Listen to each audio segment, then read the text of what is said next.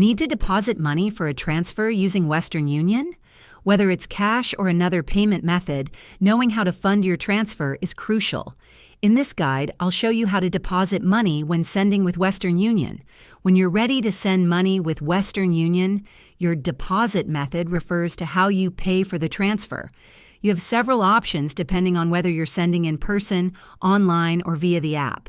If you're at a Western Union agent location, you'll typically pay with cash or a debit card.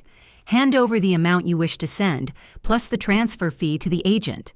If you're sending online or via the app, you can usually pay using a bank account, direct debit, a debit card, or sometimes a credit card, though credit card payments may incur higher fees or cash advance charges. Select your preferred payment method during the online transfer process.